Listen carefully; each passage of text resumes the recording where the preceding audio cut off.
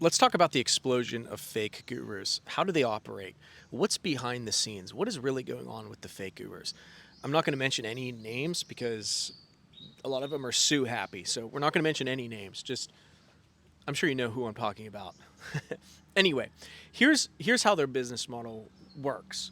So if they're trying to usually sell you a course or some sort of Discord membership or some sort of program that's going to help you. And what they do is, like, say they sell their agency, where pay $1,000 and I'll show you how to run an agency, or pay $3,000, and I'll show you how to build a Shopify course or something like that. What you have to understand is that they will get like one or two results, right? So maybe they have an agency and they can get like one or two people to give them $1,000 a month or something like that. What they'll then do is take that result and basically build an entire course around it. And they themselves don't have very many results. They're really just what the results are fraudulent. And what they do is they make all of their money around selling you how to build this agency into like $100,000 a month.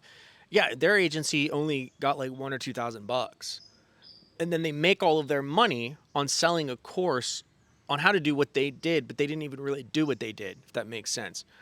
So here's the thing. They're all selling how to get rich, and they get rich selling you how to get rich. But before they were selling you the how to get rich, they weren't actually rich. They fake it with Lamborghinis, penthouses, different things like this. Like, they'll get enough money where they're able to fake the image, and then when they fake the image and flex the image, they boost all of their their watch times and everything like that kind of explodes. And so then, because they're flexing this lifestyle, that then drives more sales to their course. So they can be like, look, I have all of this stuff, and I know what I'm talking about. So you need to buy my course because that's how I got all this stuff. And then people fall for it. They fall for it time and time and time and time again. Once you understand this, you're like, oh, they're just selling courses and PDFs. Like, they're selling information. Information isn't transformation. It's just information. And once you know that, you're like, huh, they're not building real tech. They're not coding. They didn't build a real device. No, these people don't have enough talent to code. They don't have enough. They're not intelligent enough to code. They're selling information. That's what they're good at. So anyway, what I'm saying is, don't feel bad if you look at these people and you're like, oh, everyone's rich. No, everyone's not rich. Everyone has more than me. Everyone doesn't have more than me. These people are by and large selling you a dream, and they're selling you information. But that doesn't lead to transformation. I have done courses, the ones I've paid like $10 for on like Udemy or something, if I needed help edit a video or something like that. Now I think, to be honest with you, I think the whole course industry is going to die, because anything you want to figure out, you can just ask ChatGPT, literally anything. So, why would you go buy a $3,000 course? You can just ask ChatGPT how to do it. So I think that industry is going to have to change itself. Another thing is, people are really tired paying like $10,000 for this esoteric information. Like, pay 10 grand and I'll meditate with you, or pay 10 grand and we'll do my supernatural time travel, mental stuff, and you'll be healed of all your subconscious pain. Like, people don't realize, like, if you have deep pain in your life, it's not one session is not going to cure you. Like, read the book, The Body Keeps Score, but a lot of trauma is held in people's bodies, and they have to work it out. They have to have deep central nervous system healing. They can take a long, long time. So all this to say, what do I do? Okay, so I was living in America, and basically I was stressed out. I didn't like living there. I really just wanted to simplify my lifestyle. I went through a sort of a spiritual awakening. I had really loud, bothersome tinnitus, which is ringing in the ears. That led to me having to meditate a lot. And in these meditation sessions, I realized that I was not my ego.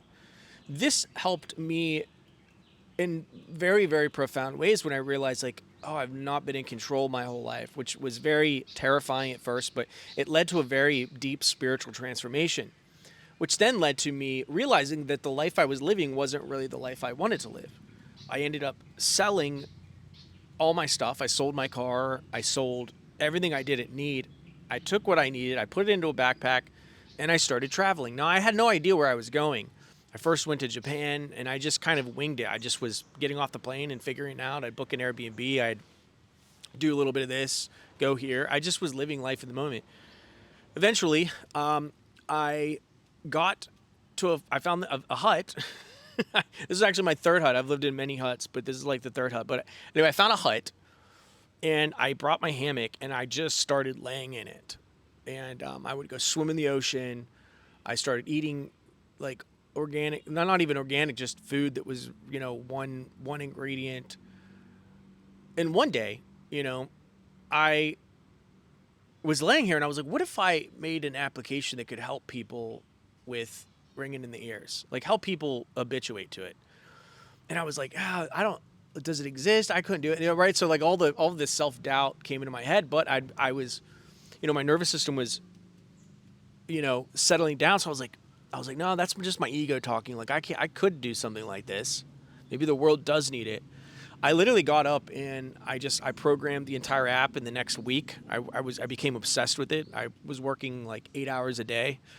It became unhealthy, I think, a little bit because I wasn't getting much sleep. I'd sleep 5 hours and wake up and just continue programming. And I finally got the first working version. And when I saw it working, I was just like, "Wow, this is so beautiful!" Like, I feel like I had a big breakthrough. But it would have never happened in America. It would have never happened because there's too much noise. You can't hear your soul. You can't, you can't do anything because you're doing stuff for other people. You're serving someone else's dream, so you don't have time to serve your dream. But no, I don't sell PDFs. I don't sell courses. I built an application to help people with ringing in the ears. So, and it helps them habituate. It's not a quick miracle fix. It's habituation. It takes months, but this really is the blueprint and helps you do the steps that can get your body out of fight or flight, and you can go on to silence and recovery and peace. So that's what I'm about.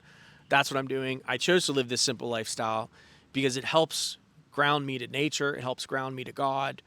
It helps clean out the clutter and bring peace to my life. Something I needed my entire life. So it's not glamorous. I literally run a tech company from a hut. There's really nothing else more to it. It's so dead simple. It's so simple that it's beautiful, and it's peace. It's everything I always wanted, and I really can't imagine living any other way. But anyway, if this intrigues you or you love it, you hate it, comment below. I'd love to hear what you have to say. Make sure to share this video. Maybe it'll help someone. I don't know. But anyway, you can check out the app if you want. If you have ringing in the ears, you just want to go and try free. I have a free 7-day trial. Then it starts at $29 a month. Really, really, really affordable. It's not a course. I'm not shilling a course. It's an application that I built. Anyway, I'll talk to you later. Peace.